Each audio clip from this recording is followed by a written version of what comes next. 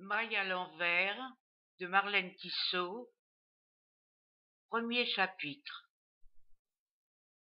Perché sur le sommet glissant de mes 13 ans, je regardais le monde tourner, je regardais mes seins pousser, dangereusement, violemment. Ça me filait le tournis, ça me filait la gerbe. L'impression que je ne comprenais rien, ou que je comprenais trop. Toujours la même histoire. Tout dépend du point de vue, n'est-ce pas?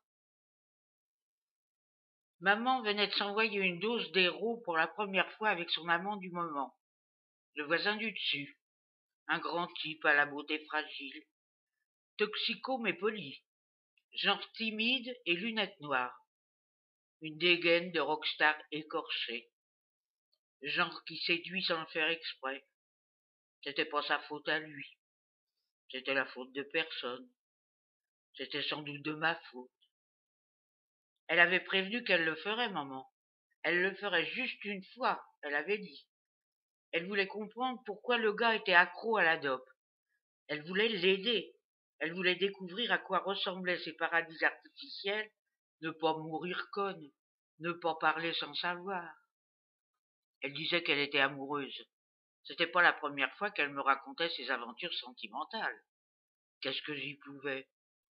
On ne dit pas ta gueule à sa mère.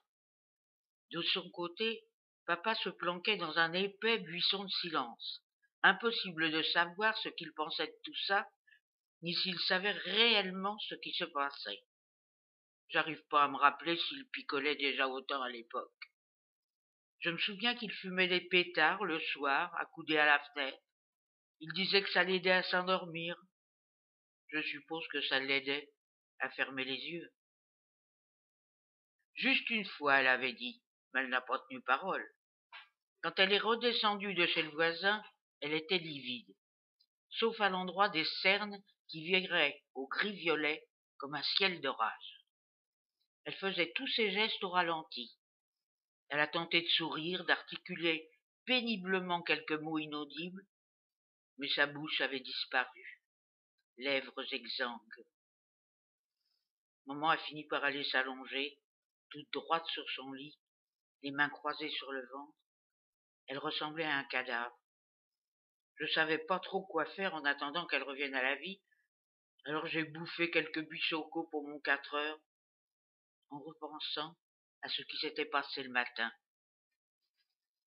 Ce matin-là, j'étais parti prendre mon bus, comme d'habitude.